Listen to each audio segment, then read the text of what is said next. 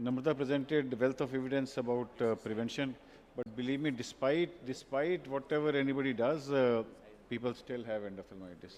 So aim is to minimize. Even EVS study, done in 1995, collected 420 patients.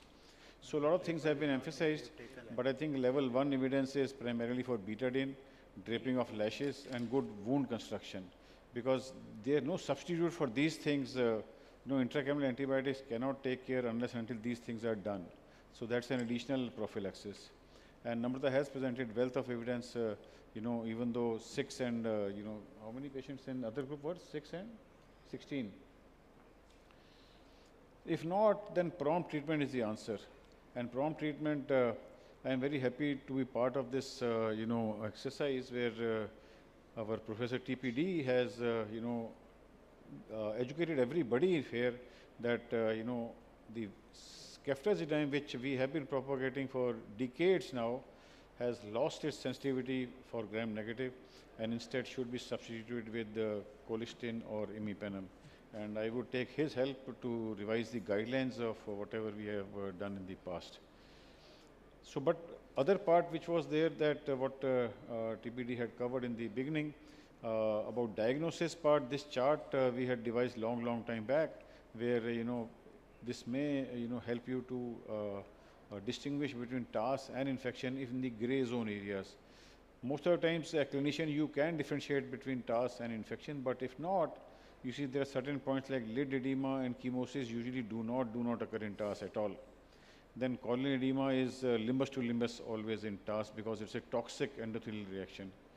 Then IOP is generally not raised in infection because of cyclitis is generally on the lower side, whereas in TAS it may be high or normal also.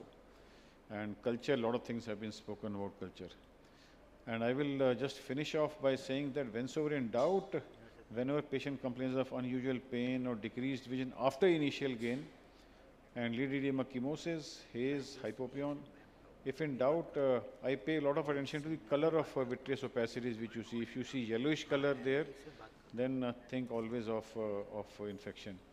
But still, there may be some gray areas, I think, then are always on the side of infection because no eyes have been lost in case you give intraocular antibiotic even in a suspect patient. So this is what I thought I'll share with you. And these are, some 10 tips which we at our center had devised.